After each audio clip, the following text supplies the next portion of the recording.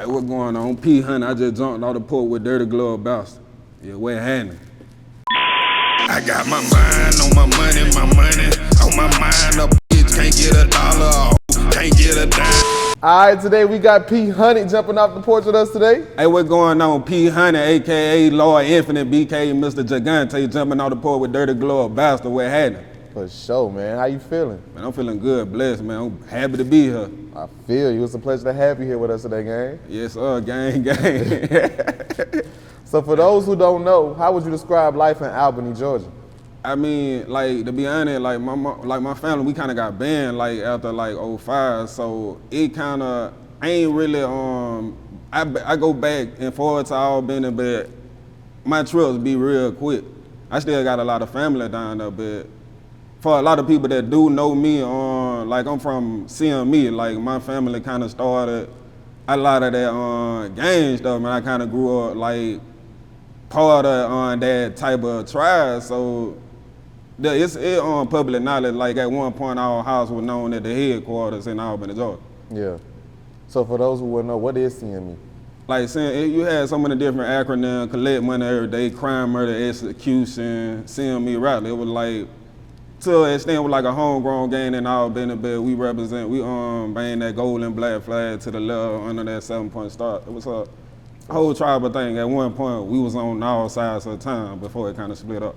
I feel that. So how would you describe your childhood coming up?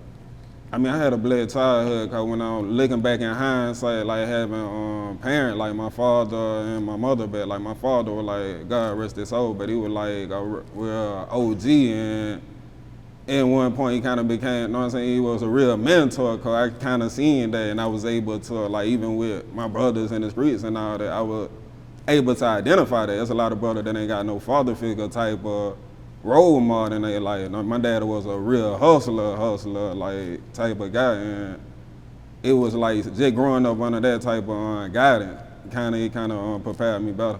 For sure. So when would you say you jumped off the porch? I jumped out the porch like I was born in CME. Like I said, my family started like back in the day. You couldn't come to CME if you weren't from CME.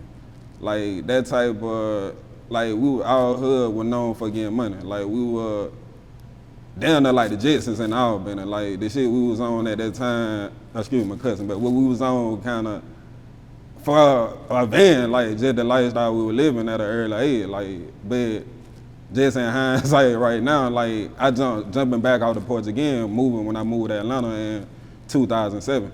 Yeah. So where did you go to college? I went to college at the Art Institute. Okay. Got my bachelor degree in interactive media and web design. And what inspired that? I mean, be honest with you, and I'm gonna keep it all the way 3,000. I got accepted into Morehouse for like a computer engineering program. I also was gonna go to Georgia Tech after 3 years, but after 12th grade year in high school, I got tired of school, and I wanted to go to a school that I can get a trade and skill at the same time. And fortunately, I got that call from the Art Institute, and when I got there, I just picked the higher paid major that I can identify with. They had culinary was the higher one, but I ain't want to do culinary, but I interactive media and web design with a net paid highest major at the time. That's for real. So what would you say is the biggest life lesson you learned so far? I mean, like, I learned a lot of, like, you need a team. Like, it really, like, you need a team with everything. And the biggest, like, you gotta learn yourself, like, know yourself. Like, you gotta find out what you passionate is. And sometimes, you can't word perfection. You know what I'm saying? You only get 1 chance at a first impression. What would you say is the biggest obstacle you overcame so far in life? I went called it obstacle. I called it like a fear, in a sense, like a blind fear. Like sometimes dealing with, I get a magnitude. Like, I mean, I get into like, far as my exposure outside of Albany. With me, I also when my brother died in Atlanta 2014, I ended up becoming a member of an organization called Pause Movement, because I seen on Facebook they did a rally or something like that. I was going out there to shoot do some camera work. It was during my college years, and it blew my mind. Like they were doing a rally, and the people that it was orchestrated by people in the prison. And at that time, there was a lot of brothers GD that kind of orchestrated it, but some of them brothers embraced me, you know what I'm saying? They embraced me even though coming from my background at that time, like seeing me at that time I had already, I wouldn't say converted, cause I still look at seeing me like vice lord, but when I kinda, in quote unquote, you know what I'm saying, came home to vice lord in a sense, like those brothers kinda accept me in pop movement, but as far as like with my reach, we used to do a podcast and all that, like we used to have, like I done had Minister Rico, Bentley, like we done had Wallace, Gayla, Bradley, like a lot of people on the radio airway to the point that my reads have been impeccable, but as far as like going back to the field, like sometimes when you security is a big thing, whether you're an artist or everything, whether you're an artist or anything, or whether you're doing anything when you're talking about going across these states and doing business, security is big. You know what I'm saying? You always want to protect yourself, and a lot of times us as independent artists or hustler, whatever we doing independent, it's always good to have different type of connection. So that was my bigger obstacle before, cause dealing with making sure I had the right connection. For sure. So what motivated you to start making music? Be honest, back in middle school, probably even before that, earlier than that, my homeboy, he was I had came down here one time out the port, shout out to bro Dollars Manjara. He had did an interview, you know what I'm saying? But Kuzo, his cousin, but he the one back in middle school, he inspired me on doing music. Like back in the day, we used to do tape, like jacking for a beat. Like back in the day, like when you used to record over tape and you recording the music over I don't know how the hell we did that shit. I can't explain. I don't know how the fuck we did that shit, but we did that shit. Like we used to record ourselves over instrumental playing over the radio with a tape player type of shit. But I fell in love with the packaging of that. Like I used to love making the CDs and stuff like after that. And I fell in love with packaging. Like you see, like I got books and stuff I wrote and stuff like that. I fell in love with packaging and putting stuff out, like out of doing that, even in music. But that's how I fell in love with music. Like actually, I like the process of doing the song and when people and then hear people respond. For sure. How did you venture into the passion of writing books? I mean, I ventured in the past, like I had got locked up in Clayton County, and anybody that had been in Clayton County, they got 23-hour lockdown. So I had read. I'm a smart type of guy. Like even though I grew up in the street, I'm a smart. I read. So I read a Bible a couple times. I read a few books and it clicked in my mind, like, man, I can write a damn book. So in jail, they had me in 3 months for probation violation, so I started writing one of the books, and I ended up writing 2 parts, and when I came home, I ended up writing a 3rd part, and it became the book, The Life of Domino Jacob. And then a year later, I went back and wrote a sequel, The Resurrection of Domino Jacob. That's hard. A lot of black people don't be writing books no more, man. So who would you list as some of your musical influences? I mean, like, be honest, like my top artist right now, I fuck with Damian Marley. I like his music, but outside of that, I do like Andre 3000. I like Lil Wayne. I like 2 Chainz. You know what I'm saying? I like Lil Baby. What he got going on? I like good music. Sometimes, you know what I'm saying? Like depending on the vibe, man. For real. So when would you say you started taking music serious? I mean, I wouldn't say recently, but more so recently as far as the quality.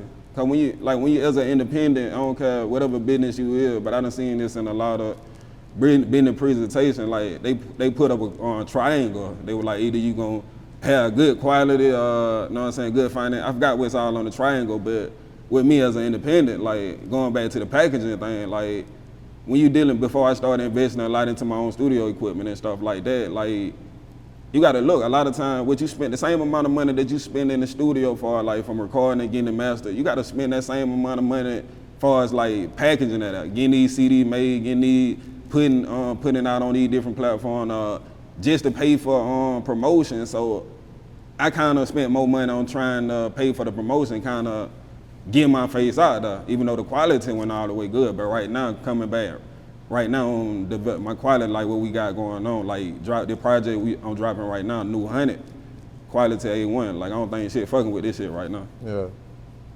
So how did you get your rap name? It really come back to my name, and it come like if you know to my books and a different name too. See, when I was coming my childhood, my grandma named me Pookie, but as I got I guess older, like elementary, it got short. They started calling me Pooh, which was P-O-O. And when I started doing music, I first started writing Young Pooh on the CD, like YUNGPOO. And then one of the homeboys in the hood, he seen that, man, what it is, P.Hundred. And I kind of took that and I started putting my music out. But I also, I'm a smart guy. When I broke down P.Hundred, I broke down it for 100%. And then college, that where the name Infinite Percent came from. It came from P.Hundred, you know what I'm saying? But it came from Infinite. Then when I wrote my books under the name Infinite Percent. I didn't want to put P.Hundred on no book. For sure. So what do you feel like brings the best out of you as an author and a musician? I mean, I like to write. Like sometimes, like really, like when you're dealing with any type of writing, you got to think about the conversation, the monologue. Like even with my music, like it beyond me. Like I kind of, I learned in school a guy by the name of Milton Glazer from one of my classes. He taught that art is a free expression, like something you do, but design is the business of art. And me being a businessman, I learned how to design my creativity. Like everything I do, I try to take myself out of it and design it for somebody, I guess my core audience or somebody that I feel like they might benefit. For sure. Yeah. That's real. You also web design and graphic design. Yes, sir. How did you venture into that? I mean, like I said, I graduated, I ain't say that, but I graduated from high school with a dual-cell diploma, like college prep and tech prep. So I was kind of in those tech class. I was already exposed to front page and a lot of that stuff in high school. And when I went to Art Institute, like getting into web design, like graphic design is a prerequisite. Like far with the interactive media and web design program, we learned about video for website, we learned about video editing, we learned about photography, like dealing with photo editing, we learned about psychology, color theory, like a lot of different shit that kind of helped me be a better businessman today. That's real. What's your thoughts on the rap game as of now? I mean, it different. Like going back, like I spent a lot of time, and to go back, like with my time, I was always working. Like when I moved out to Atlanta, like this ain't no cheap city. So I'm in college working like 1 and 2 jobs. So even though I was doing music, I was just kind of putting it out like online and doing stuff like that. So the music kind of changed. It ain't really about being lyrical or hardball. So quote unquote, it's about either feeling good or it's like a lifestyle or a vibe right now. So it's like it different, but I feel like good music gonna still always ride to the top like that cream, but it's just a matter of being heard on different platforms. For sure. Like, you know what I'm saying? Thankful to be on platforms like this and, you know what I'm saying, other big platforms. For sure. What would you say is the biggest risk you took for your career that paid off? I mean, shit, man, I'm an entrepreneur, man. I take risks every day. Like, sometimes you playing with your rent money that I got to get to that week. Like you always, as an entrepreneur, you always taking risks. But it always, I kind of, I don't apply it to my life, but I seen Dane Dash said when something similar, he was like, he trying to get a football team, he got all that money out in the street. Like it kind of similar. Like I put even investing in book, investing in merchandise. Like we with my shout out to the program Visionary Leaders of Society. Like we make our own clothes and merchandise stuff like that too. For sure. How would you describe the music scene back in Albany right now? I mean, shout out to my cousin, Guala Gonzalez, Big Hot, and also kinfolk Frida Boy Dollar Manjaro, you know what I'm saying? Like a lot of them like my kinfolk. And like shout out to them. Like Albany always kind of been, how to put it, it's always kind of been real. It's a real city. Like if you good, people gonna tell you good. But if you bad, like niggas ain't gonna fuck with you type of shit. It ain't like that beat Ryan or some shit like that shit Ryan. It like you really gotta you gotta really be talking about something. For real. Why do you think people overlook the talent coming out of Albany? I mean, I tell a lot of people did. Like, I respect, with me personally, I ain't really trying to be industry or nothing like that. But see, I don't think it's a lack of respect for Albany. I don't think it's a lack of respect for artists, but it would be critical, like, if you don't look at the business side of the music. You know what I'm saying? A lot of people forget that the game is 10% talent and 90% business. So you can be a good artist, but are you like it's a difference like between being a marketable artist and being know what I'm saying, a good artist. Like, cause you gotta look at it like we talking about like it good like okay your music or whatnot bumping in clubs and street, but when we talking about marketable, like talking about endorsement and business like that, it's a different type of what you call that ensemble that you gotta tailor your character and your swag to. Like how to put it, with that phrase they say you gotta look for the jobs you want as opposed to the job that you got. Yeah.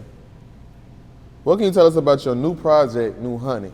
Man, Nu Hunned, man, this shit, I feel like I don't think nothing touching it, like, but when I get on the track, like, I don't speak bar, I speak scripture, so I don't care, like, you can ride that track on all the way through, you know what I'm saying? You can ride it on 11 track, you can ride it all the way through. Only features I got, shout out on Cool Jagada, you know what I'm saying, and my bro on Wood, Grand Wood, Sienna. Only 2 features that I got on the song called Stripe, but, man, this shit, you can ride all the way through. You know what I'm saying? That shit hard, man. For real. What would you say is your personal favorite song from the project? I like, that's what I'm saying. Like, it kind of all connected. Like, I don't do music, like, I don't do music, like, looking for no hit or nothing like that. I'm an artist, like, I look at music kind of like escape in a sense. Every song, I try to put my all into it. Yeah, that's real. Talk to us about your label, Confidential Entertainment. I mean, I just put Confidential Entertainment. I mean, really, it was just to go back, me and bro, Cap back in the day, Cap Pistol, he was DJing for a minute. I don't think he DJing no more, but he was doing part of it. We had started a label back in Albany, Confidential Entertainment, but I just still sometimes use the name, but even with like some of my projects, you might see Visionary Leaders Music Group, which is VLMG. You know what I'm saying? So some of my projects, it really all mean, but as far as like, it's just a different name, but to speak on label wide type of thing, I ain't really starting no label, but I'm building with artists. Like I want to work with businessmen, like let do business, like as opposed to, like I get the creative, I love music, don't get me wrong, but I see the business side of everything in a sense. Like I see more business in it. Like it's all about okay, like elevating your brand. Like I say this right here, you know what I'm saying? Like if we open up that chicken shop in the hood, like what we gotta do? We gotta go get somebody, a top name act or somebody to go sell their face on their chicken, like so we can get product sold. So when we look at the music, it ain't no different like that. Why you go get a feature? Like you get somebody a feature on your track so they can bring more recognition to your platform, to your product. That's so right. if you got something to sell, like Master P said all the time, like what do you say on products, you know what I'm saying? Product outweigh talent. So if you got product, like you gotta always have product. For real. How would you describe your grind as an independent artist? I mean, I love it, man. I love like meeting new people, like networking and building relationships. Cause that's really what the industry is, like a relationship with different people, different places. And some of these people might have different venues. Some of these people might have their own connection. And it's just all about putting that into the same pot. For sure. How would you describe the biggest challenge that you face as an independent artist? Man, sometimes like that's why like you gotta the platform. Like yeah, like I'm kind of hood famous, like even with people in my, I know what I'm saying, quote unquote nation and all that, but dealing with trying to get the ball rolling on a lot of things, like you need some type of notoriety, like from different people outside of your regular people. And shout out to my brother, you know what I'm saying, Lee right here. We working on like 2 movies right now. You know what I'm saying? Got 2 movies coming. Like I also got into like at school. I was telling I got into photography. So I learned how to work a camera. I invested in a couple of cameras and a few things. Like we working on movies and stuff. But like I said, that's why I'm doing these means so like to get the ball rolling. For sure. Would you ever consider signing to another label? I ain't really I ain't never signed to no label, and like Confidential like something that we created. So I was signed to it like in a sense like that was something I was signing myself to, but I don't think at that point, like with so much, I do business with a label, but I wouldn't want to sign to it. I got too much my own capital. Straight like that.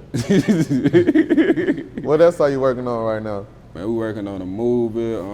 I might be bringing out 2 artists or something like that. I want to work with my guy Grant Sienna, and Kuja Gata, you know what I'm saying, a little bit more. Shout out to my brother Mike Ola down in Florida, you know what I'm saying. We working on a few projects. I think bro talking about doing like traveler constructions and stuff like that. And shout out to bro, you know what I'm saying, big bro Bachelor Cargo, you know what I'm saying. So new like with the clothing store and all of that. Like it's all about building and networking and stuff like that, building the family. For sure. Any last words and shout outs? Man, shout out to ABL in Georgia, you know what I'm saying? Salute to the body, Mafia, you know what I'm saying? Renegade, Traveler, Conservative, you know what I'm saying? Folk on the Hustler, you know what I'm saying? Period, insane, you know what I'm saying? Undivided Movement. You already know, you know what I'm saying? Mighty last name first, you know what I'm saying? It is what it is. For sure, man. P.Hundred, we appreciate having you today, gang. Already gang. For sure. I got my mind on my money on my mind. A bitch can't get $1, a hoe can't get a dime. These